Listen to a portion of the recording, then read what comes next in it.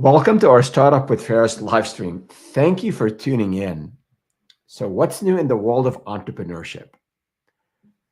Of all the entrepreneurs, and specifically the aspiring entrepreneurs I speak with, and I speak with about 1 to 2 entrepreneurs every week, more than half, they're side hustling. Now, this might be anecdotal, but based on some research we've done, according to Zapier, and this is in 2021, one of every three Americans age 18 and older, they're side hustling, and more were expected to do so the years after. And then, based on some more recent research, we found that 45% of working Americans are side hustling. So, I love that these folks who are side hustling, they want to do more, they want to accomplish more, they want to increase and diversify their income. That's great.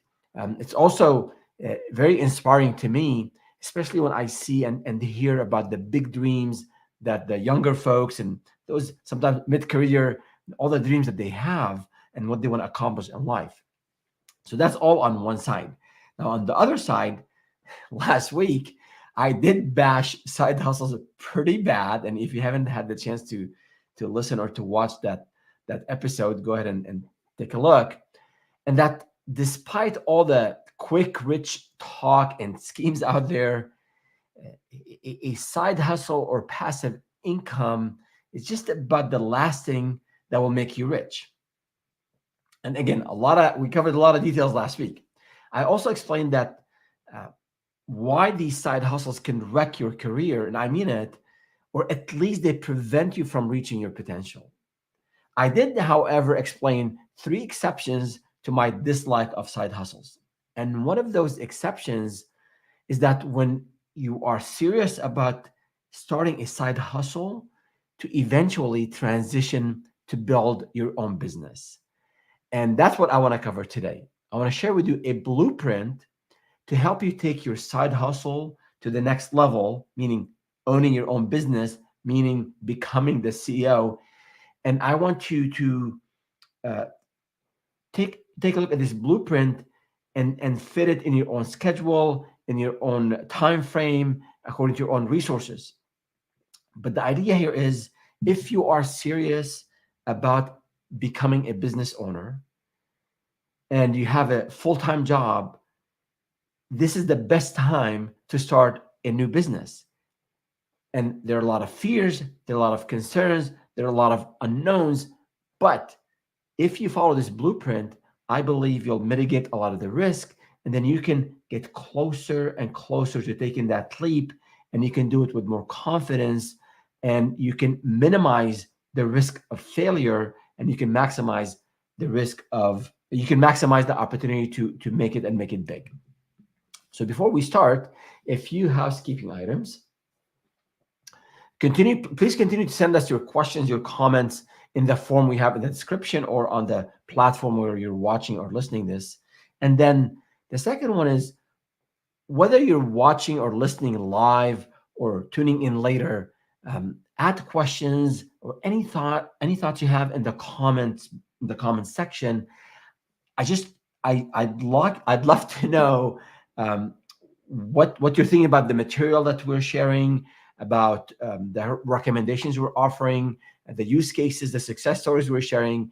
And if there's something else that you want me to cover, do let me know. Again, leave us a comment, or if you don't want to leave a comment because maybe it's a bit personal or maybe it's very specific, feel free to go to startupwithferris.com, Ferris spelled as an F-E-R-S, my first name, and send me an email there. We keep all that confidential. Let's now jump in. So, as I said earlier, one of the exceptions of side hustling and turning this into something big is that if you are serious about turning this into a full-time job. The blueprint here is how you can take an idea and how you can structure your time, know the exact steps you want to do in every phase of this blueprint. So a lot of times we get very occupied with a side hustle, it's impacting our front hustle, our day job. A lot of times we're not sure where to start, how to start. A lot of times we do something that we don't like, but it's given us a bit of a cash.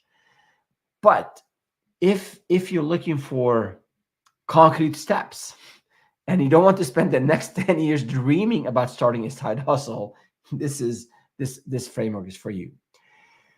And I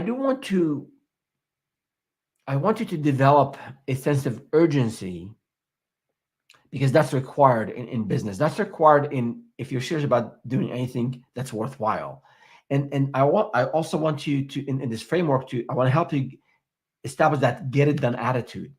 So you can depend on this plan and the steps and step-by-step guide to help you understand and discover and uncover all the steps needed to again become that CEO of that dream business that you have.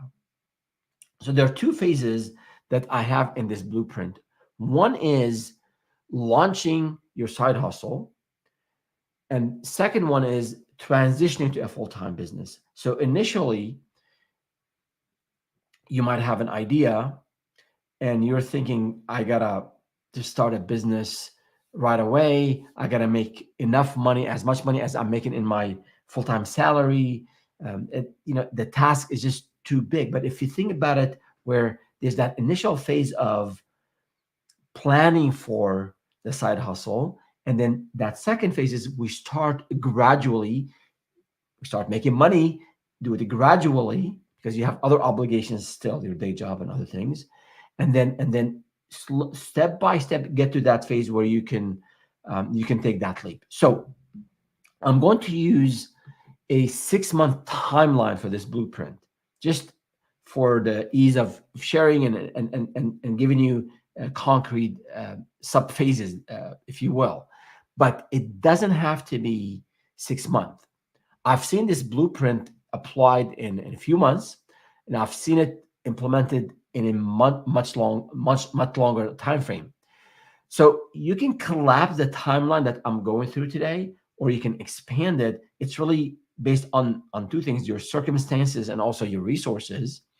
But keep in mind that if you expand this blueprint or this time frame too long, beyond 6 months or 7, 8 months, I think it just, you won't be able to build the momentum you need to start the business. And then if you're collapsing this time frame and this blueprint to a few weeks, more likely than not, you'll be cutting corners. So I'm applying again the 6-month timeline, 3 months for the first phase, launching the side hustle, and then 3 months for transitioning into a full-time business. Now, in each of these phases, I'm including the time commitment required for each month.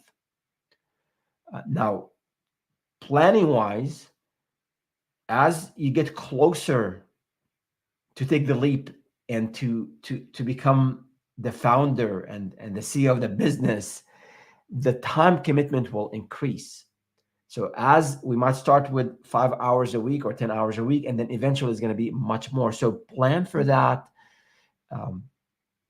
Plan for that for your obligations that you have, trips you might be planning on taking, obligations at home, obligations at work, if you have made some commitments to maybe a nonprofit that you're part of. So keep that in mind, is if you are serious about owning your business, building a 7 or an 8-figure business, that get it done attitude, that commitment to a plan, putting a plan together and committing to it is paramount.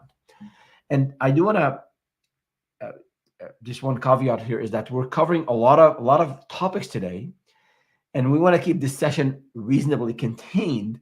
So on very specific topics, be it marketing or sales or even back office, I will cover the idea at a high level. Then I'll point you to a resource we have, either a video that we have or a playlist, or maybe an article you have on the website, or a checklist or a guide. So we'll cover everything you need, but we won't dig deep into every aspect of launching a business, because I want you to do that at your own pace, at your own schedule, So don't worry, we got you covered. We'll give you the high level and some steps today, and then you'll have resources to dig as deep as you like, to get to launch that business of yours that you are wanting to launch. Also, one last thing before you start the blueprint is, I'm assuming that you have a business idea already. You've been thinking about it the day, during your breaks, during your when you go to the gym, when you before you sleep, you're thinking about an idea and you have an idea about what you want to do. Now, if you haven't done so, if you're listening to this session and you haven't done that uh, business idea vetting or planning, or you're not sure what to do, you have maybe some domain knowledge in an area, or you're really excited about excuse me, a new trend in the industry. So if you haven't done that yet, the good thing is, again, we've got you covered. We have a series of videos on business ideas. So we'll have the links of everything that I will reference today. We'll have the links in the description. But if you don't have any ideas, check out some of those, and I'll have those on the screen here for those of you watching. Check out these sessions we have um, on trends and business ideas. So, for example, if you are into doing things around um, home care and medical home care, there's actually a shortage as we speak. There is actually, based on the projections for the next 10 years or so, this is the highest, I think it was 22% or 28% growth in terms of the need of the society. We're all getting older. We have an aging population, and there's a shortage of providers. So that would be one idea to explore, especially if you see a huge shortage in your area. There's also things about what you can do. If you see there on the screen, you can, if you're looking, for example, with generative AI, of course, everybody's talking about AI. You can see how you can incorporate AI into your own business, of course, but also can you package, if you really package what the skills you have, and help people develop amazing prompts. It's all about the context that you provide to to AI. So there are a lot of ideas we covered in these episodes. Check them out if you are short on ideas, and let us know if you're really struggling, or if you're not sure if this is a good idea. Leave me a comment, email us. I'll be more than happy to provide you with some additional input. Before we start the blueprint, let's see if we have any questions from the community.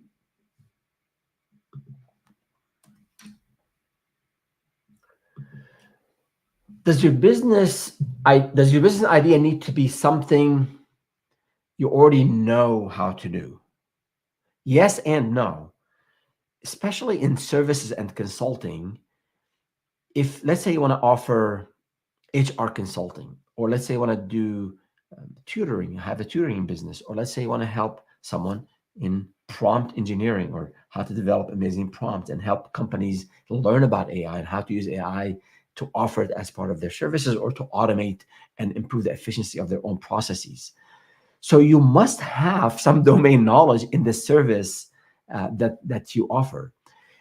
Now, you don't have to be a guru, a top expert in the service to offer, but you do have to have some level of expertise. Now, if you're starting something new, something outside of your area of expertise, let's say you want to do an accounting, establish an accounting firm, and you're not a CPA.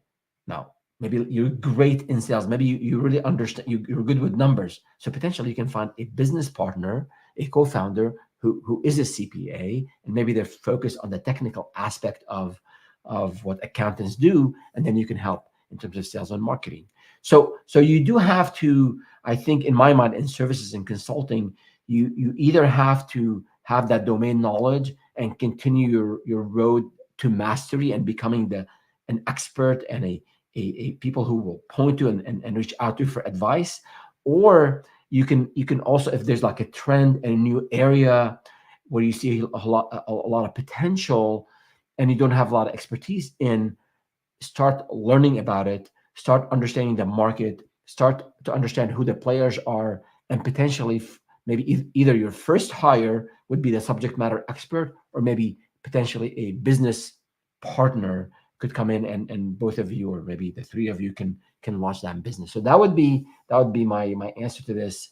It's really hard, and it's also not you're not going to be able to compete on offering a service that you don't know anything about. But if you see something out there, a good trend, or a wave you can ride, then roll up your sleeves, learn about it, find other experts, and maybe collaborate to start that business. Good question. All right. So month one. So this blueprint, and before we go into month one, I had a theme for each month. So we said 6 month, right? And what I figured I would do to make it a bit more interesting is we just published a video on 8 martial arts principles in business. So I have a background, for those of you in the community who know me. I've dabbled with a number of martial arts, and for the last 15 years or so, I've been committed to Aikido. So I'm borrowing business principles from that video that we just published, and check it out if you haven't, and applying those to be a theme for each month of our 6 month blueprint here. So the first one here is about excuse me. The first one is about in this launching your side hustle phase, is about learning from mentors and peers. In martial arts, you have to learn from your teachers, from the senseis, and also obviously from your peer practitioners. So in business is the same way. And then in terms of time commitment, and again, for those of you watching, you see this on the slide, I'm putting a time commitment requirement for each of these phases. So the minimum requirement for this first month is 10 hours a week. And the reason I'm specifying this, okay, it could be 8, it could be 9, it could be 12, but 10 hours a week is something I want you to commit to. I want you to say 10 hours a week. It's going to be 2 hours on Tuesday night. It's going to be 3 hours on Wednesday night. It's going to be half of Sunday. So that's 10 hours I'm going to commit for this new initiative, for this new idea. So what I want you to do is, in this learn from mentors and peers, that principle that we borrowed from Aikido, is learning from those around you, the business owners, the advisors, even competitors. You want to be a sponge in this phase. You want to just be out there researching online, of course, but I also want you to be out there, and you'll see that a common thread in this whole session about you meeting people in person. So in this first month, I want you to get a very good feel of the lay of the land. You want to be intimately aware of what it takes to launch a business. So talking to people who have done this before is obviously a good. These people are a good resource for you. So a lot of us, we romanticize, we fantasize about running our own business, and we do that because we see all these people who are successful, and we think it's an overnight success. I think a lot of these thoughts, without that due diligence, without you being out there, these thoughts are removed from reality, and they never, or almost never, turn into any concrete action. So if you're one of those people and you're serious about building the business, you need to take that first step and being out there, doing research, searching online during your breaks instead of scrolling. And I'm guilty of scrolling as well. Listening to some folks on YouTube, it's okay. Read a book, it's okay. But I want you to plan. I want you to prepare. I want you to meet people as you're planning. And then this planning is really important. As Benjamin Franklin said, by failing to prepare, you're preparing to fail. So you're looking at various aspects of launching a business, right? So if you speak, what I want you to do is to speak with 10 people. And those 10 people, I want you to handpick those who have done side hustling. They've side hustled in the last 12 months, and then ask them a few a set of questions. One, see if they've transitioned from side hustling to a full-time business. Now, if they said yes, you want to take copious notes. Understand what they went. Ask them what they went through. What was it like to have a day job and transition to a full-time business over time? What led uh, to that decision? What criteria they used? What risk they took?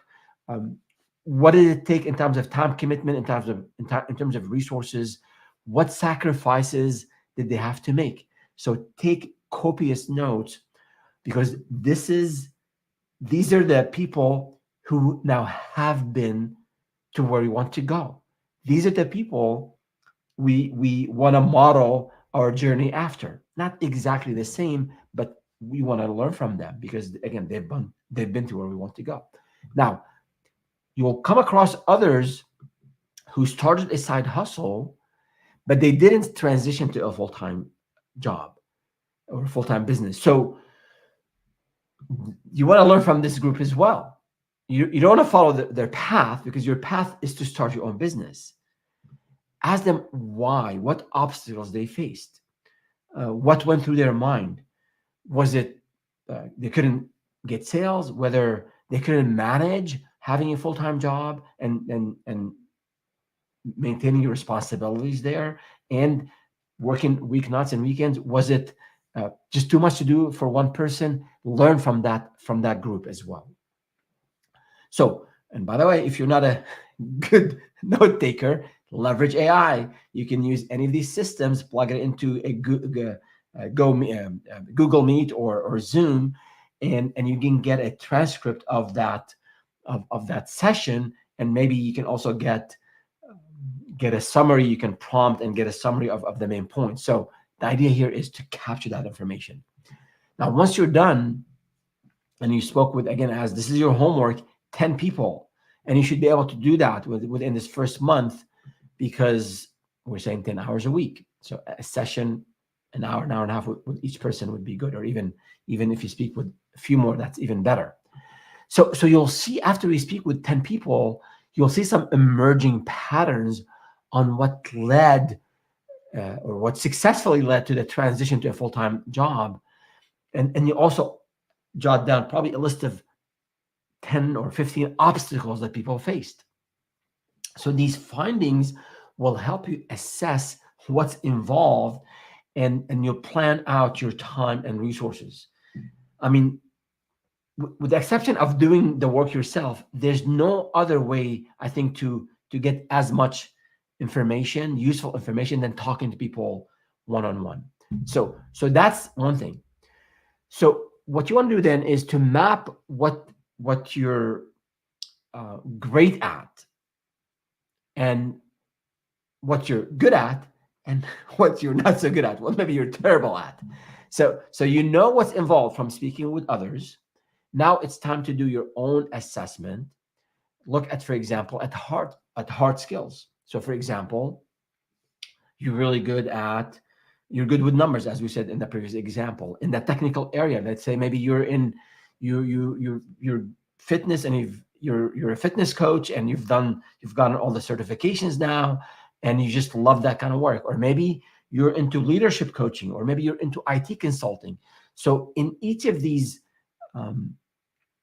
in these areas, whatever technical area you have, document the skills that you have, and the skills that you've, even if you haven't had your own business or side hustles before, you have skills from your day job. So document those.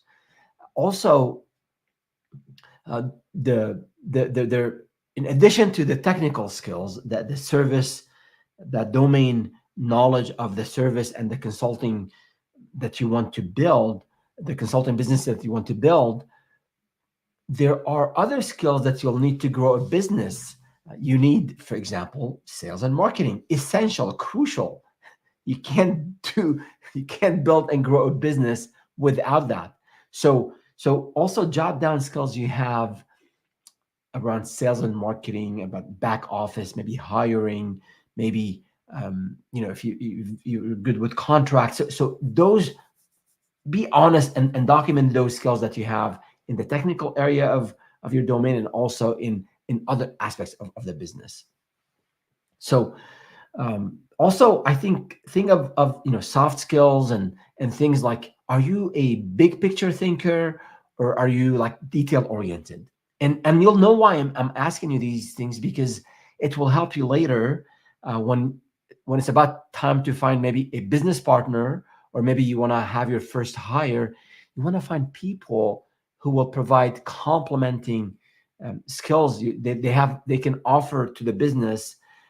They can help you sell if you can't sell. They can help you project manage if you can't project manage. So this honest assessment is really important. Now, write it all down. Um, if you're struggling with this, ask friends. Go back to your maybe ex-manager. If they're a good manager, they're a good friend, they'll give you an honest assessment. Maybe you can take a look at your old performance reviews and see what people said about you, your peers and your management team. So ask people who know you, people who care about you. Ask them to give you feedback if you're struggling with coming up with a list. I don't want you to have a couple of, I'm good at communication and I'm good with numbers. That's not sufficient. You want to have a good list, maybe 10 on the, maybe 2, 3 on the hard skills, 4 or 5 on the soft skills, and then the other aspects of the business, the things you're good at and the gaps that you have. So if you've been working in a company, let's say in a cubicle for the last, I don't know, 5 years, maybe 20 years, and you haven't been involved in sales and marketing, that's going to be a big challenge for starting a business. And maybe that is what maybe prevents people the most from starting a business. Those of us who don't have sales background. That was me 20 years ago. I didn't have any sales background and struggled with that. And I had to learn and listen to CDs and attend courses and pay for courses. Eventually I figured it out. It took me a while. So that understanding of what it takes to launch a business and to sell a service and listen to customers, those communication skills. When you start to hire, conflict management skills. When you have delivery, you have projects and services to deliver, time scheduling and time management. So all of that will be important to understand what you're good at and where the gaps where you need help in. Now, the other thing that is often overlooked, resources. Are you doing this solo or with a partner, as I alluded before? Funds. Do you have a runway? And we'll talk about this in a little bit later.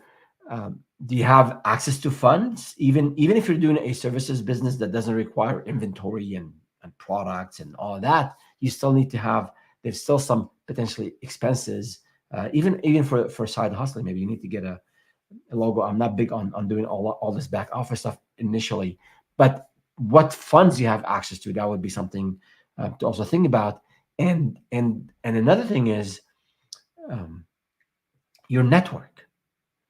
How small, or maybe how big, how large is your network? And especially in the areas where your skills are lacking or you're not strong in. So if you have a lot of friends who happen to be in marketing, and marketing is something foreign to you, then that's a pool of helpers, advisors, maybe free, maybe paid. That's something to determine the future. But if you have access to people in an area where you have a gap in, that's going to make it easier for you to bridge that gap. And one thing I want to show you here is we have this 12-point assessment that we use. I share this with volunteers, with volunteers. I do a lot of volunteer work with founders on how to assess where they're at in their business. So for example, if you look at what we have here on the screen, you'll see this assessment where you have, and for those of you listening, you have good, needs work, and then alert. So you have green, orange, and then red. And then there's some of it might not be applicable at the phase. So start from the mindset, and we have a video on the entrepreneurial mindset, resilience, dealing with ambiguity, taking risk, all that good stuff. So have a list of mindset, the type of mindset you want to have, and grade or assess yourself against that. You can look at the idea itself, vetting the idea. You can look at legals and partnerships. You can look at, we said marketing and sales and delivery, accounting, HR, IT. So if you're not sure what all the different areas of the business that you need to assess and know about, check out the resource we have here on the screen, and we can add a link to it in the description. So again, use these tools to help you in this phase of, remember what we said, the theme of this month one is learning from peers, learning from mentors, advisors, and potentially learning from competitors. So I want to end this phase, or this month one of the first phase of launching, preparing, to transition into specific actions for you. Your homework. Number one, complete the assessment. The skills, soft and hard skills, your network. Again, you can use the 12-point assessment I shared earlier. And then write down a one-page summary of your findings. When you spoke with those who side hustled, when you did your own assessment, keep it to one page. Just be concise and write down everything you've covered.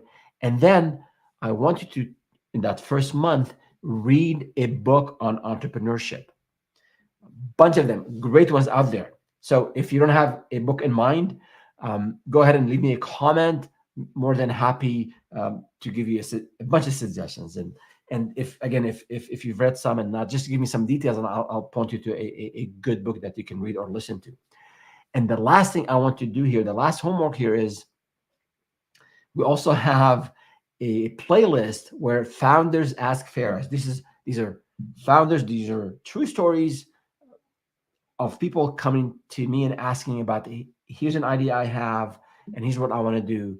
I'm stuck. So we went through a number of these interactions that I had with founders, and we turned them into a story about for example, I have 3 ideas, not sure which one to focus on, or I have this day job or this business, I'm starting a second business and I'm struggling. So check out those the playlist on Founders Ask Faris for hopefully good content relevant to what we discussed in terms of month one.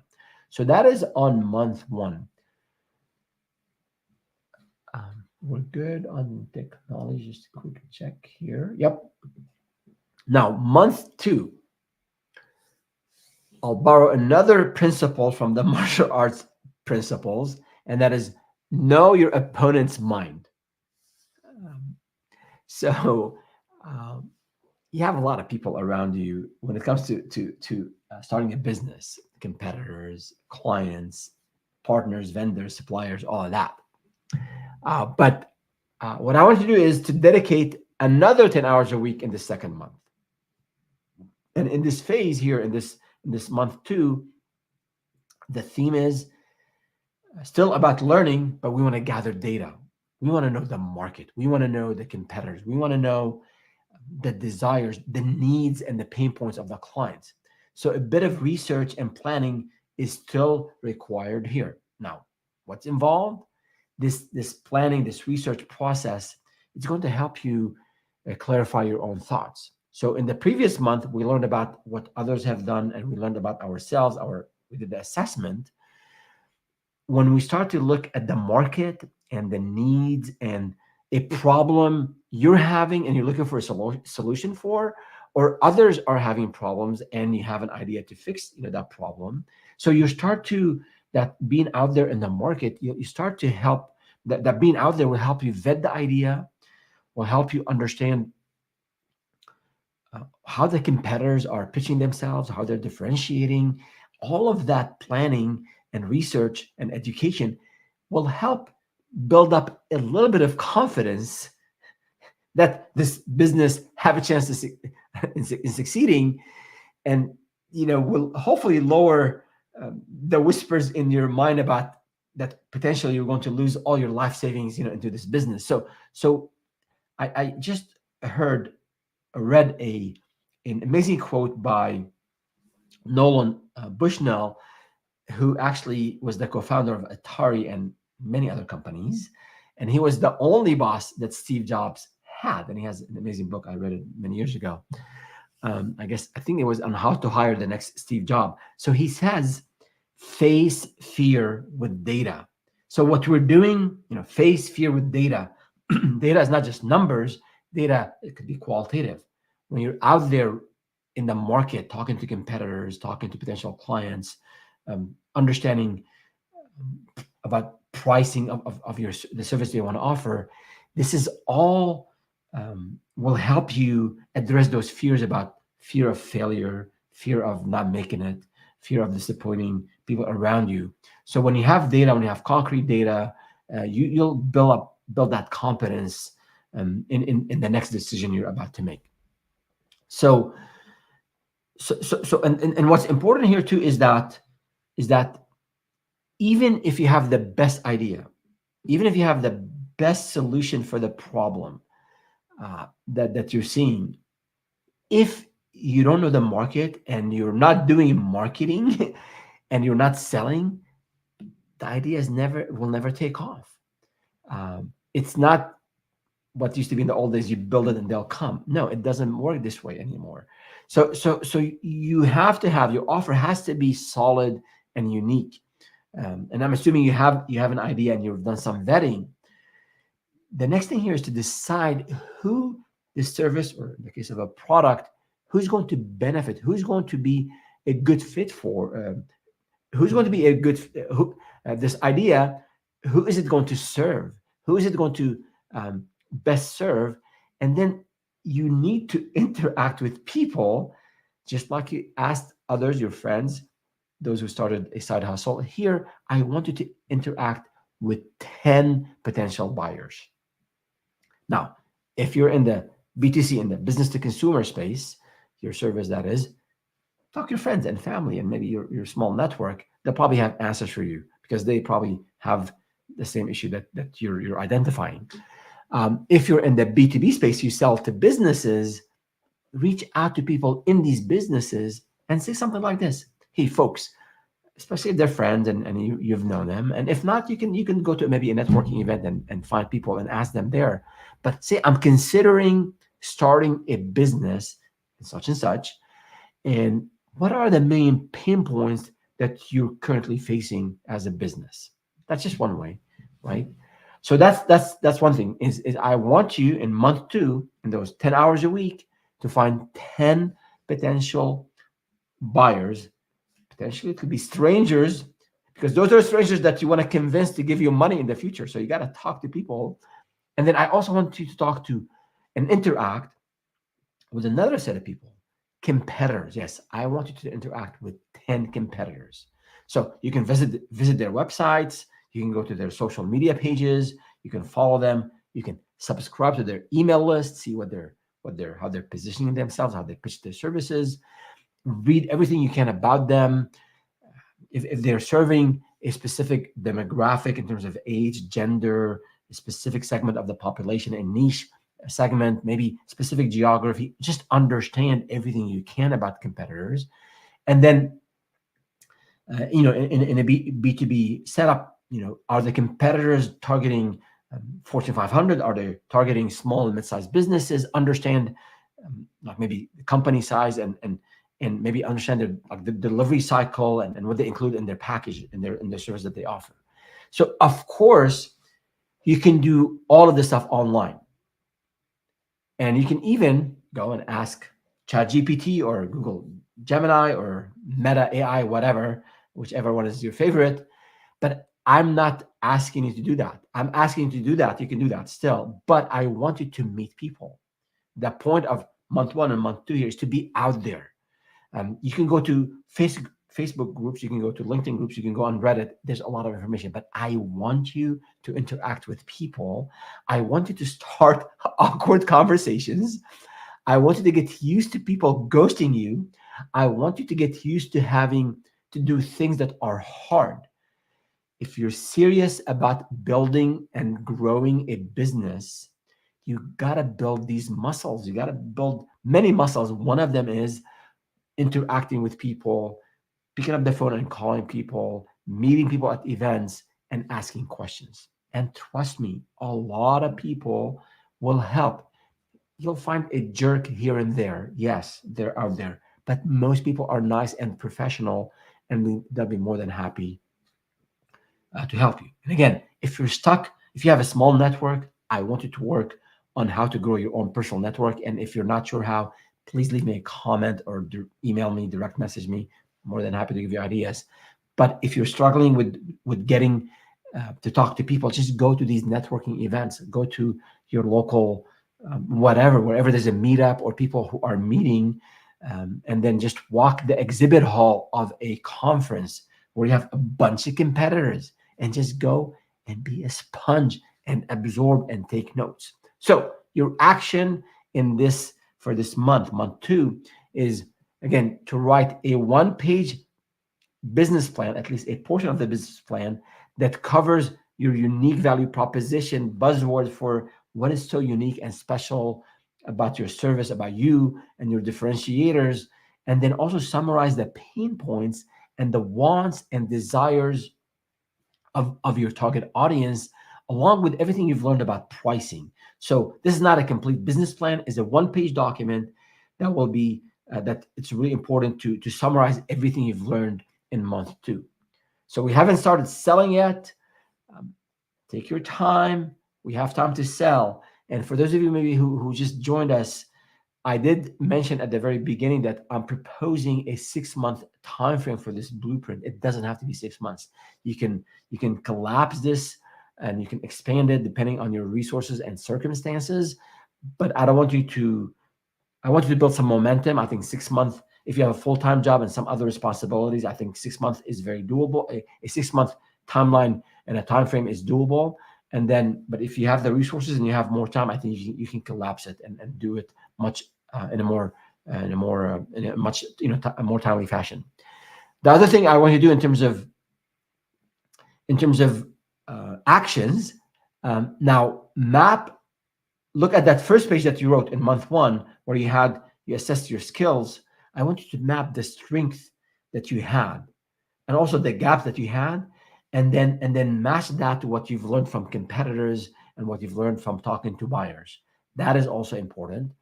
And then here, go to ChatGPT and give it this amazing prompt. Don't give it just one line.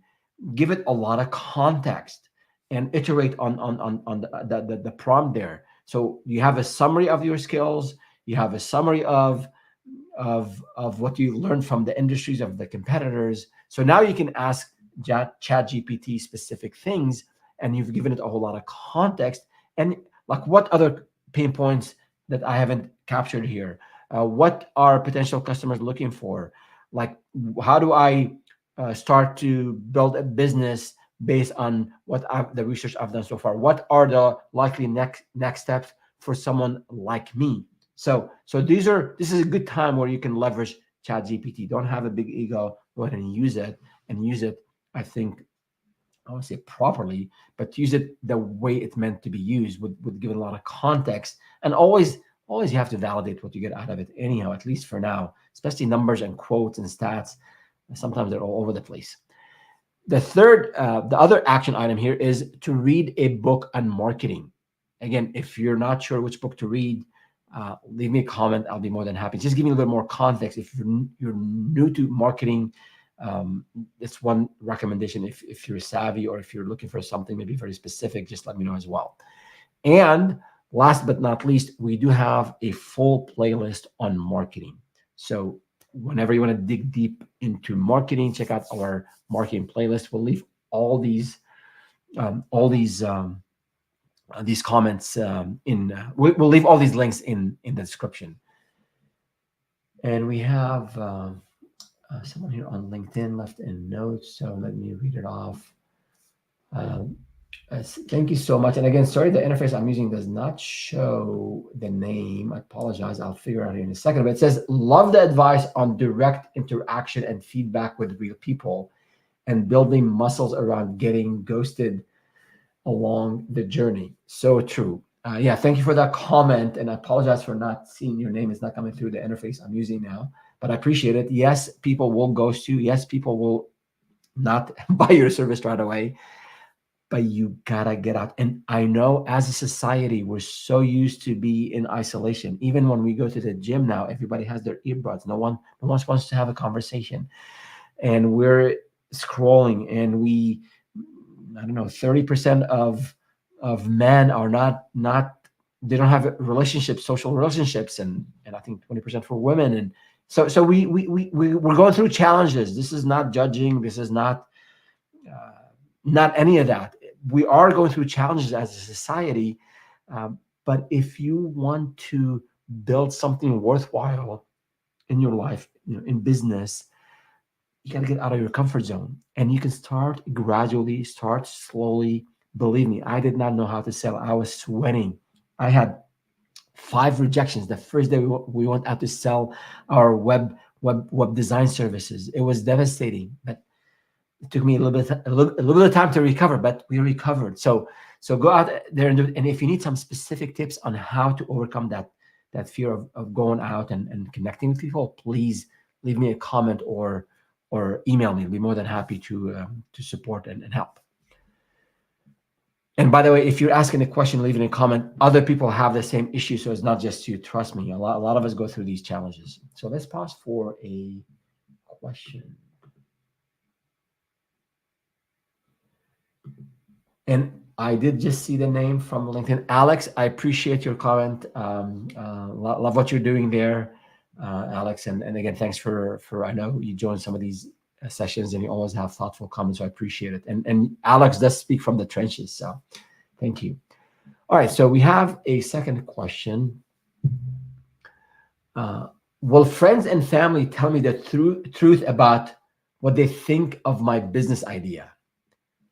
I'm not sure. I think your friends and family, they'll tell you the truth about your skills, hard skills, soft skills, mindset. And you have to nudge them. And sometimes it's hard people don't give feedback. Well, most of us are very nice and we sugarcoat feedback. So you really have to go to close friends, people who know you really well. Or maybe a coach you had or a teacher you had, or and they'll give you, I think, very honest, very good feedback on mindset and your skills.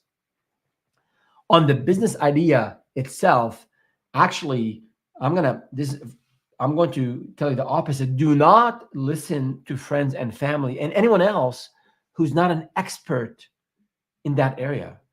Most people will discourage you. Jeff Bezos, no story, when he was in working in Wall Street, he went to his boss who he admires a lot. And he told him, I want to start a business. I want to leave and start a business to sell books online. I mean, this is way back then, right? And his boss said, Jeff, you're an amazing guy. This is an amazing idea, but you have an established career. Don't do that. So with all the respect to that manager that Jeff Bezos respects, he didn't see the vision, the calling, as Jeff Bezos calls it, right? You can have a job, you can have a career, or you can have a calling, and you're lucky if you have a calling and pursue it. So business ideas, definitely speak with people who have that domain knowledge.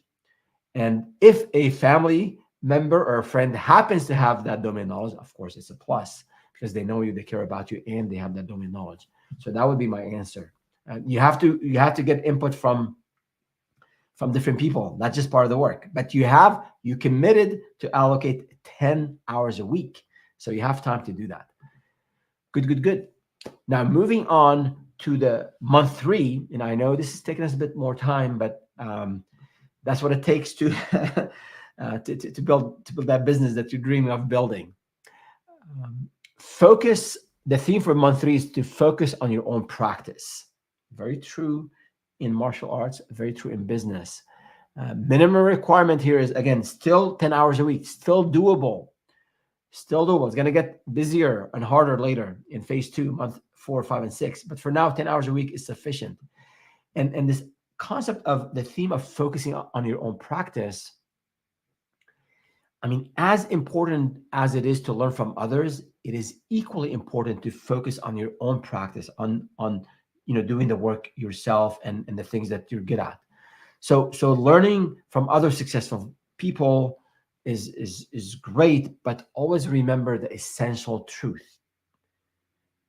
there are no two people's journeys that they're not hard or easy in the same ways. It just everybody has their own challenges, their own journeys. So what is involved in this concept of focusing on your own practice? I mean, by now you should have 2 pages at least, one on skills and resources and one on competitors and the audience and the market. At this stage, I want you to start to develop something for you, your marketing plan. And I want you to also put a marketing budget. I'm not a fan of spending a whole lot of money, marketing money initially. I want you to, again, interact with people, network, guerrilla marketing type. But there might be a need for some budget. So I want you to develop a marketing plan and a marketing budget. And the idea here is that when you think marketing, we have a short on that did very well actually on the definition of marketing according to Harvard Business School. But it's basically you want to reach out to strangers and convince them to buy from you, at least to consider you. That's marketing. You're communicating value. But then what I also want you to do is to put a plan, a revenue plan for the next 3 months, because we're talking about transitioning to having your own business. So in month 4, that's when you have to sell. So I want you for now to put a plan for how much money you'll be making for the next 3 months. Now, you won't have all the details. I know that for sure. Your plan will be both the marketing plan and the sales plan. The revenue plan will likely be off. That's okay. I want to have a baseline. And as you learn more, as you start your first sale and your first marketing campaign, you'll go back and tweak that plan, but have a baseline. And there are a bunch of samples online, and again in some of the marketing videos we have, we share some examples. Also in month 3, this might be a good time for you to start to think about the business legal entity, the legal formation. Now, you can do a lot of the initial activities, business activities, without having to establish a legal entity. I understand that. And it's not that big of a deal. You can do it yourself. I always recommend you work with an attorney and also speak with a tax professional. There are implications on this, especially if you have co-founders, business partners. You definitely need to engage the legal expert here. But why is it I'm recommending you do this legal entity now? Because if you're serious about starting a business, I think setting up a legal entity, it'll help you mentally realize that this business idea, this business thing that you have is now becoming more real. So that's my perspective on that. Again, you can delay it a little bit, not a big deal. Back office is also important. Things like how to do accounting, like things like domain name, business name, all of that. You can do without all of that initially. But this is another action that I think is needed at this phase, because first, eventually you'll need a domain name. You don't want to sell at Gmail for a long time. Initially, maybe it's okay.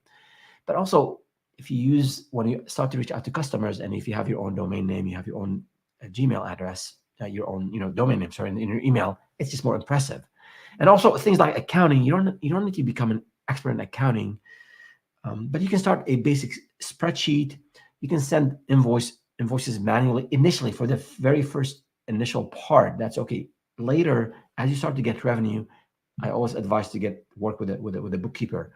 But initially, just an spreadsheet tracking all your expenses, tracking all your revenue. Have a template. A lot of templates are available online. And then when it comes to tax season, even if you did not incorporate and have a legal entity, you need that detail, and you won't be scrambling last minute trying to figure out what to do and when you're filing your taxes. So do build,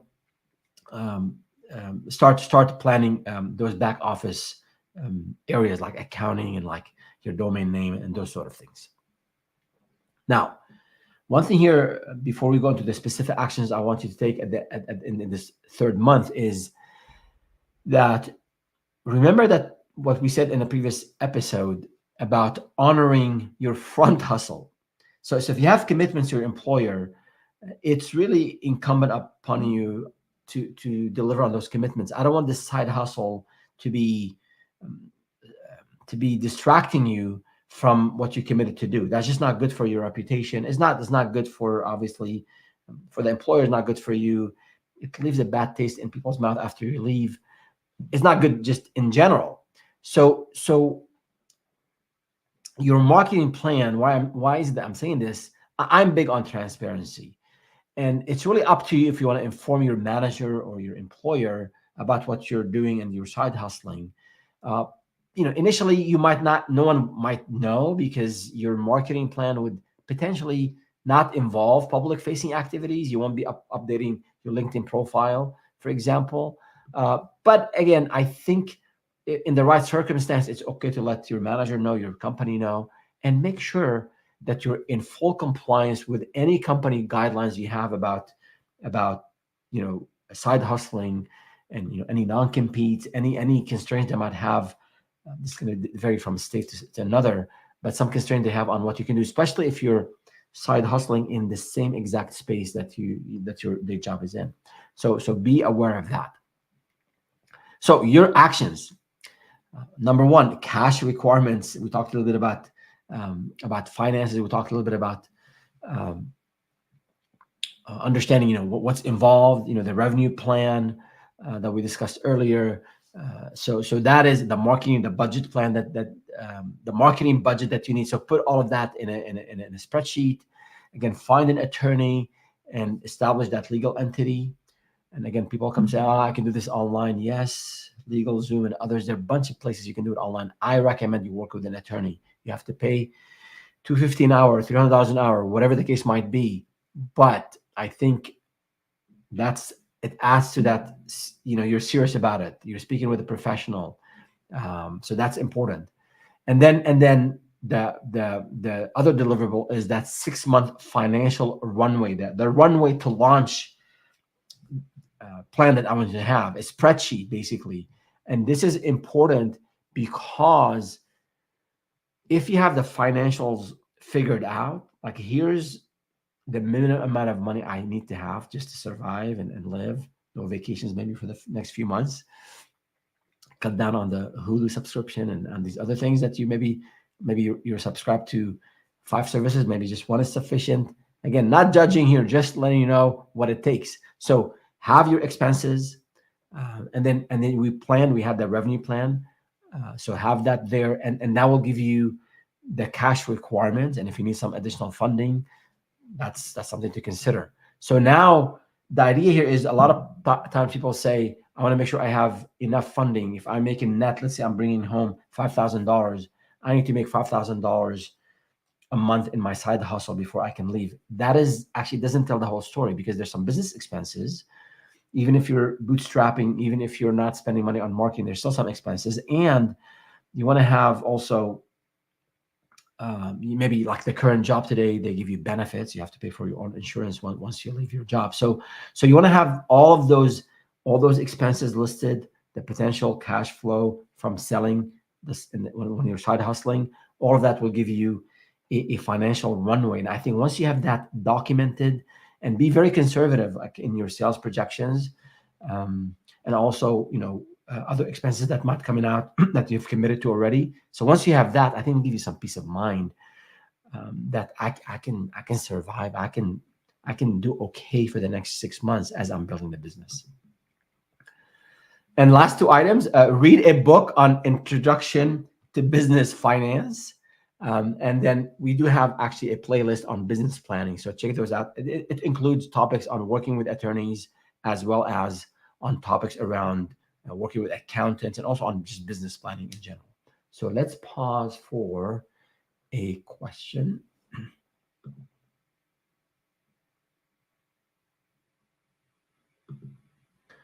How do I set up a non-Gmail email address? Well, there are a lot of services out there. Google has one. You can go, I think Google keeps changing the name, like Google Suite, Work Suite, Work something. Forget the name of it now, but if you Workspace, I think the latest name, I should know this, so embarrassing. I use it in all my businesses. But basically, you can just type Gmail for Business on Google, you'll get there. So you can, and it's actually very affordable. I think it started like at I don't know, $10, $12 a month, and you have all those capabilities. And then you have to obviously buy a domain name. You can go on one of those providers like GoDaddy or others and get your domain name. And there are a few steps on how to link your domain name with your business Gmail address. So, and again, there are other services. I'm not saying if you use, other providers, that's fine too. But the idea is, I think, to have your own domain name. You buy it, and then you connect it with your non-Gmail address. And maybe I'll find the exact name of this and add it to the description. It's embarrassing. I forgot the name of the Google service. They keep changing it on me. All right. So now we're going into phase one. So phase two. Phase one was about preparing, about launching, about a lot of research. Now, this is where we want to start to see the fruit of the labor from the first 3 months, and we're starting to transition into that full-time business. So in month 4, the theme here is stay disciplined. It's about discipline. It's about committing to the cause. Now, the minimum requirement here is going to be 20 hours. So we're doubling the time from the 3rd month. It's going to be tough if you're working 40, 45 hours a week, in your day job, and then you're adding 20 hours a week. That's going to be probably a full day on the weekend, 8, 10 hours there, and then a couple hours a night. That is what it's going to take. I don't know of anyone who has built and grown companies successfully and grown. They did not have to put those 60-hour a week at one phase of their life. You don't have to do this forever. Depends on what you want to do in life. But at this phase, it's going to require 20 hours a week. And I think the romanticism about owning a business, it can obscure the high degree of discipline and the sacrifice needed for success. So just keep that in mind. And I always say, starting and building and growing a business is not just hard, it's 5 times harder than you think. And I have this gray hair and I have the scars to tell. So what's involved here? I think there are a couple of things. One is around the mindset. This is now real. You're starting to market and sell. So you have to fight the fears and all these whispers in your mind, and that 90% of businesses will fail. 50% will fail in the first year and 60% the second year. You got to fight that fear. You want to remind yourself that you planned, you've researched, you've committed 10 hours a week in the first phase. Now you just need time to start delivering. And you want to be aware in this phase here in your mind, is the mindset thing, of the implications of working those 20 hours extra every week. You'll have less time for the family, you'll have less time for leisure, and you'll have less time for other non-work activities. So it starts in the mind. And at the same time, you still need to take care of your health. You gotta eat well, work out, read, maintain relationships, but you have to prioritize. And you might take a small hit or maybe a larger hit on some of those areas for this next period, but that is required. So what are we doing in month 4 besides the mindset adjustment? And I think reading books on it and talking to others will help you build those muscles. If you built a site, for example, in terms of marketing, you want to get the word out, right? So if you have maybe you have a profile on Upwork or Fiverr, or maybe you built a website, you can drive paid traffic through Google Ads or maybe through Facebook ads. You can drive traffic to that landing page, and you can get leads fairly reasonably quickly if you know what you're doing around ads. But in line with my recommendations about meeting people, I'm not recommending you spend money on paid ads yet. You can do that later to scale, but find ways to connect and let people know about this idea that you have. Again, online groups are there, but go to local events, meetups in your industry. Go to the local BNIs, local chambers, chamber of commerce events. Find maybe conferences that are happening. If there's nothing in your town or in your city, maybe there's something regional. Yeah, a bit more commitment is required. A bit maybe the budget to travel is required. But that is, that's what is needed. You gotta be there in front of your clients. I want you to speak with people. I want you to listen to them. I want you to practice pitching. It's part of the program. So with that, if you're not that type at all, there is an exit for you. there is an option for you. You can develop a pull strategy, a marketing strategy where people come to you. You can do that. We talked about ads. No, we're talking about content creation. So if you can write well, if you have good ideas, and you can, maybe with the help of a writer, a ghostwriter, copywriter, they can help you produce either post on social media, of course, blog posts on your site. You can have posts on LinkedIn. You can obviously do videos. You can do shorts, long form, whatever the case might be. But you have to offer great content that's going to resonate with the people who are looking for your service. So you establish yourself as an authority, as someone who's knowledgeable about this area of service, so people will come to you on their own. Again, I still think it's important, even if your entire marketing plan is about content generation and getting people in, at one point you have to pick up the phone and speak with someone. So get used to that early on. So in your marketing plan, in your revenue plan, you made some assumptions. Maybe I have to knock on 50 doors to get a sale. Maybe 50 doors that I have to knock on, 10 will answer, and only 1 will buy. Right? That's a 2% conversion rate. So if you knock on 100 doors, 20 will answer and 2 will buy. Right? 2%. That's what it is. If over time it'll improve. Don't worry. So that's one thing. Second thing is also start your own CRM. Now, you don't have to go out and buy one yet. Your CRM initially could be your friendly Google Sheet or Excel spreadsheet, and start jotting down the 50 people you want to reach out to, right? That's work. That's marketing. And then as you start to reach out, if they say no, document that and maybe follow up maybe with them later. If they say no, always, someone who would benefit from this service? Ask, right? Asking awkward questions. Eventually it'll be a second nature. So what I want you to do in this month 4, is get that first client. It is the most amazing feeling. After all this hard work, all that preparation, you're out there and you're getting that client. It is the sweetest feeling. And I want you to have it. I want you to experience it. So once you have it, it sort of validates almost everything you've done. You're not there yet. You haven't made your million yet, your first million yet. But it is a great feeling. It is important so you can build on that success. Now, and it's a great validation for everything that has happened to date so far. It's also, once you have that first client, and maybe the first few clients, it's really important that they become referenceable clients. Not only want to make them, to deliver on your promises and what you committed, I want you to make sure they're delighted. I want to make sure they love what you do. I want you to make sure they have your phone number. You bent over backward for them. Trust me, it'll pay off amazingly well in the future. They'll send you other clients. They'll evangelize on your behalf, and you can always count on them. When a new client asks for a reference, you can send the new client to your old client. So do take care of your clients, and as you start to having them. So your action in this phase, you got to execute on knocking doors. Spend most of your time. No more planning now. Planning is behind us.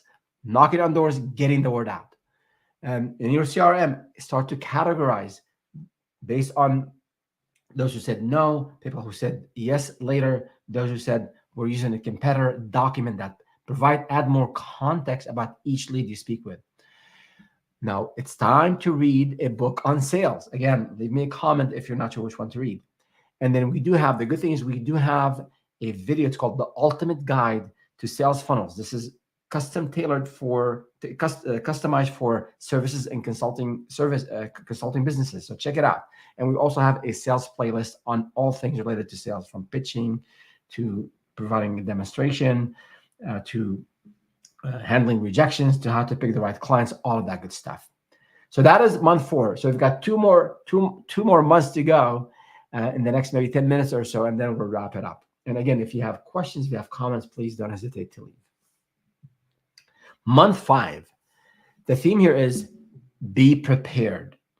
And the time commitment is 20 hours a week. Again, it's gonna take a toll on you, but you gotta persevere. You're starting. You'll start to see the light here, hopefully in month 5. So when I say be prepared, the theme of this month, remember that in business, especially in things that you haven't done before, well, 2 years from now, when sales is second nature to you, you don't need to do as much preparation.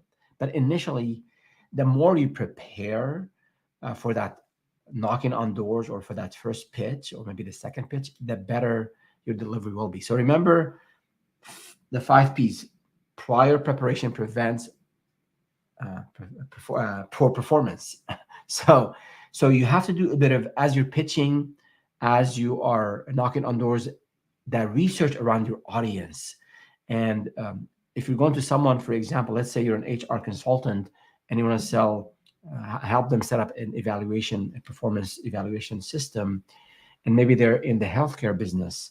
So just go and read about the healthcare business and understand, maybe common issues they have. Maybe there's a lot of stress for the employees who work in that sector. So keep that in mind, is knowing a lot about the audience, preparing for the marketing efforts, because that marketing is going to be one-on-one, and preparing for sales is going to be really important. So I used to have, when I was getting a lot of rejections, a lot of objections, every time after I come back to the office, I would jot down what they told me. Now, how would I answer this better the next time? And now, actually, if I'm in a networking event or if I'm pitching or if I'm, helping, I just take my phone, I go to the side and just write a note, because I'll forget. So the idea is to capture what people are telling you, their objections, and then you're better prepared next time. So that's what I talk about preparation now in the context of sales and marketing, and being ready to just be out there, with just a lot of confidence. Now assuming here is that you've made a sale in the previous month, and depending on the service that you have and how long it takes to deliver, you might be in the middle of delivering service, or maybe you've delivered based on what you sold. So in that process of delivering, and we said you've delighted the customer, and you're asking for a reference from them, a potential, like at the end of the project, once they're happy, hey John, hey Jane, anyone that might be interested in my service, that you can make an introduction, to. I mean, just ask that. Another awkward question to ask, right? But I want you to do now is, you have the 50 leads that you did some outreach for last month. So on those who said no, maybe it's time to follow up. Maybe you can send them a case study that you developed, or maybe you can send them a report from the industry about something that you can help them with, or maybe you can just send them that, hey, I'll be in your neighborhood next week, and I'll be happy to come in and update you on what I'm doing and see if we can, restart that conversation. So you have some action items from the previous month, that 50. Now you need another 50. So if you've done a couple customers month 1, or now you got to do more, and then you got to also keep track of all these activities in this CRM, in your spreadsheet, because you'll forget as the number of leads grows and the number of interactions increase. You'll start to forget when to follow up and how to follow up, and what did he say, what did she say, I promised this. And so make sure you're documenting what you're learning from the client, and then your next action, right? So what do we do, talking about actions in month 5 here, is so evaluate now that you've sold a few projects, you've delivered, examine where you are financially against the runway to launch we talked about. Remember that 6-month runway to launch plan I want you to put together in terms of all the expenses, all the potential revenue. So evaluate that against actual. So you have the plan, so plan versus actual, and see where you are. So maybe now you are 1/3 or maybe half of where you are in terms of if your target to get maybe like to net $5,000 a month, maybe now you're at maybe 2,500, maybe you're at 2,000, maybe you're at 3,000. So just evaluate where you are, and then update your marketing plan and your sales plan based on the actual data that you have. Now that you've spoken with, or you knocked at least on 100 doors, right?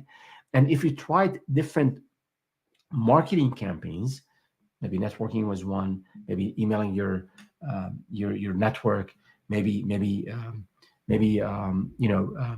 going to an exhibit, having a booth at an exhibit, at a conference. See what worked and what didn't, and what we're always experimenting in business, especially in a new business. So whatever doesn't work, obviously leave. Whatever worked well for you, build on.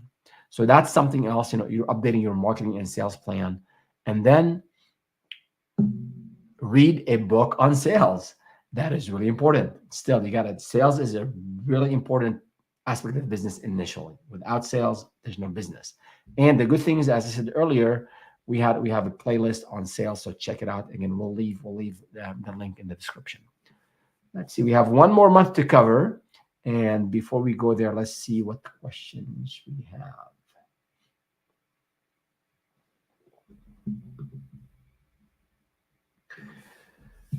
have. Do clients actually give you referrals when you ask? In my experience, most of them will do that. My recommendation is that you don't ask referrals after you close the contract. You want to ask for referral. I think it's just, I don't want to say rude, but it's out of protocol, just out of form. So I would say, you've sold to the client, wait till you deliver and wait till they're happy. Ask them for a number of things. Ask them for a testimonial, put that on your website. Ask them for maybe if you can do a case study, maybe a one-page summary of the problem, the solution, the problem, the approach, the solution, the benefits, and then ask them for a referral. And you can have a post delivery meeting with the client, maybe take them out to lunch, whatever the case might be, and let them. I'm so glad I was we were able, me and my team were able to deliver, and would love it. We're growing the business and we're not doing a whole lot of marketing. If you have someone you can refer us to, maybe a couple of names, 2, 3 names. So definitely ask for that and build that muscle of asking. And in my experience, most people will do that. Now, not everybody will follow up. They're busy people. So maybe a nudge, I wouldn't harass them. Maybe a nudge or two over a couple of weeks would be sufficient, and they will keep you in mind. So just someone for our digital transformation business, says someone just reached out to me on LinkedIn that we did work with. I think it was in 2014, 10 years ago. But you stay connected, and people remember you, and then you remember the good work that they've done. I've done work for this individual in a previous capacity, and they thought of me again. So referrals, with great work, with a great customer service, referrals and business will happen. When and how, just too many variables, but it will happen. So just on your part, do what you have control over. That is, sell and set expectations about what you're selling, and then deliver and exceed those expectations. All right. So the last month here in our phase of transitioning to a full-time business, the theme here is lead and perform with confidence. Now, the time commitment here is, again, 20 hours a week. So now this is the third month where you're going 60 hours a week, right? So it is, again, part of the program. No shortcuts. And what I mean by lead and perform here, and with confidence, is that when you're selling and now delivering your services, you're a subject matter expert. So you're providing unique and genuine value. And now that you have a number of projects under your belt, start executing, start selling, start pitching, start executing with competence and confidence. Maybe you're not the top expert on this yet because you need the 10,000 hours, but you've done several projects now and clients are happy. They're delighted. So start pitching, start delivering with competence and with confidence, and realize that clients are paying you to ease their pain because you're the expert. So what's involved in this? I mean, you've been warming up to this, right? So you've planned, you've started to sell, you're now delivering. You have to do this assessment about where you are in terms of the financial runway, and if you are at that level where your expenses are covered, and you have the money that you need to support, and maybe a bit extra money for the business expenses, you're very close to take that leap. So the priority for this month here at this phase of the transition is you gotta be selling, you gotta be out there, you gotta do more, more than what you've done before, and you have to be now building that pipeline that of the 100 people that we've talked to in the previous couple of months, we have maybe, again, maybe we got 2 or 4 clients, and then we have 10 who did not say no, did not say flat out no. They said, then follow up with me in a month or 2, and then maybe another 10 or 20 who said follow up with me in 3 months, right? So not each one of them will buy from you, but this is the time where you just start to reach out, and always don't just say, hey, I'm following up on our discussion. No, find a good reason, provide value, provide something useful to them when you're following up, and they're more likely to re-engage with you. So all of that, as you're preparing now, as the revenue, the revenue graph is increasing, you're getting closer to that to meet that financial runway that we talked about. Keep in mind that you've done all of the above in 20 hours a week, because remember, the assumption here is that you have a full-time job. So if you have 20 hours that you're committed to after hours and weekends, and once you take the leap, you'll have immediately 40 hours available to you. So you'll have the 20 hours that now you're used to doing as a side hustler. Once you leave your job, you'll have 40 more hours. So imagine if you're able to get to a point where you're comfortable with that financial runway, imagine what you could do with 40 hours. So that's, I think, this is probably the hardest. This is where you have to make that decision that I'm going to leave work and start the business full time. So with that financial runway we talked about, and knowing that once you leave your job, you'll have a whole lot of time, and that, I think, will minimize and will mitigate the risk, minimize the fears, will give you a whole lot more confidence as you're taking that leap. So no one guarantees success. I can't guarantee it. My job is to help you make that journey easier for you, to share my mistakes, share what I've learned over the years. But in that phase, just remember, you were doing a lot with 20 hours a week. So once you have 40 more hours from not having a day job, you'll do wonders. And again, if you haven't hit the 100% mark yet, if the financial runway is still not where you need it to be, so maybe you need to extend this by another month or 2. Maybe instead of a 6-month time frame, it's going to be an 8-month time frame. But you continue what I've outlined in this month 6 for maybe another month or 2 till you get to a point where you can then obviously resign and move on. So if you're still struggling, you see the value, you see the light at the end of the tunnel, and you see that you just need a little bit more time, but you're still really, really hesitant of making that jump, that leap, there's some options. You can ask your employer, if they can take a shift from full-time to part-time. I've seen people do it. Now, there's a risk that your employer say no and they'll ask you to leave. But guess what? When they ask you to leave now, this is better than getting a layoff notice without you having any plans, right? So because now you have 5-6 months behind you where you've researched, where you've planned, where you have customers, right? So I would, if you're very, very hesitant and not sure about how you'll cover the expenses, you're just not used to dealing with a lot of unknowns, potentially for maybe 2-3 months, there'll be a sort of another transition period where you are part-time at your day job and then full-time on your side hustle. That would be one scenario.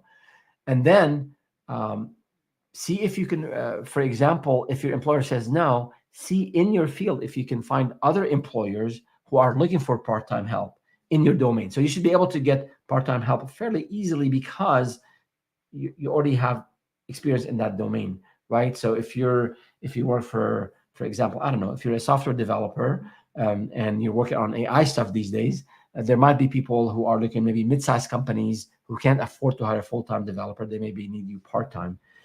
So either look for your employer to give you a part-time offer a position, or look for other employers in your space who are looking for a part-time. So this way, when you have this part-time, your previous full-time is now part-time.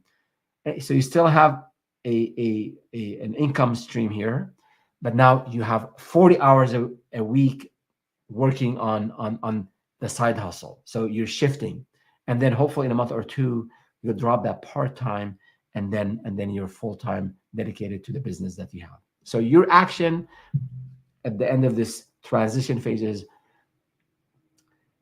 you got to now develop the 12-month plan, the marketing plan, the revenue plan, the operational budget, all of that. Now that you have operational experience, you should be able to put a plan. Again, you don't need to have everything, all the T's crossed and all the I's dotted.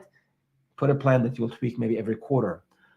Also, it's time to turn in your resignation letter and then announce to the world that you're starting a business. Go everywhere and announce it, right? And the last but not least is you got to continue on reading and learning because sooner than later, you'll be hiring people. So now you got to manage people. Maybe you didn't manage people before. And there's this mindset shift from being an employee to being an employer. So, and all the hats you have to wear. So continue to learning about entrepreneurship and reading is important. Maybe a book a month or a book every couple of months is what you need. So, and we do have on the topic of hiring, we do have a live stream that we dedicated to 10 best practices on hiring, making sure you don't make the mistakes I made in hiring. And the last thing here is from me to you, congratulations, because now you are a business owner. So those are the two phases: launching and then transitioning, and then starting your own business and starting with a whole lot more confidence because you've done a lot of the aspect. You've covered almost every other aspect of the business when you were side hustling, as you're planning for that leap. So before we wrap up, let's see. Then we have one more question. How do I approach my employer about going part-time? I think it depends on the relationship you have with your employer, on the culture of the company. Some companies they're big on trust and transparency, and they're open. I would go and I would first assure them that what you're doing for the company, they're still getting that plus, like you're committed, you're doing your job, you're an excellent performer. You want to be that. You don't want to leave a bad taste in anyone's mouth that this guy or this gal, they're slacking, right? So I would start and in that discussion, assure them that whatever you're doing outside is not impacting what you're doing at work. And second, tell them, I love what I'm doing today, but this dream that I've had for the longest time, and now I'm about to realize my dream. And if you can set up an environment where I can do part-time, will help me realize my dream. You will be surprised how many people want to be part of your journey and help you get to your dreamland, right? In a positive way. I don't mean it in a sarcastic way. So I think just prepare for that. It's not an easy. I know my business partner Eric did that almost over 10 years ago when he was ready to join our team, and we couldn't afford to hire him, and we weren't sure, so we came up with an arrangement that and he spoke with his employer, and that worked out. Now he lost the benefit, so you have to be plan for that. But I would just go and let them know. And the good thing is the approach, this blueprint that I shared, you're going to the manager, to your employer, and asking at the time when you already have business, when you planned your side hustle, you had a legal entity, you have a marketing plan, you're selling, you're delivering. So a worst case scenario, they'll fire you on the spot. Okay, that's probably the worst case scenario. Now you have all the time to grow the business faster, and you prove them wrong that you can do it, right? So I think, again, the risks are I think very, very contained in this scenario, and I would just go out and talk to them and see what they say. And if they say no, we're going to give you a 2-week notice, again, then just work harder at your side hustle. And again, let me know if you have a specific scenario, you're not sure how to reach out to your manager. Happy to help. Good. So that concludes our session for today. Again, we covered this big topic of transitioning from a side hustle to a full-time business, to becoming your own CEO. And we covered 2 phases.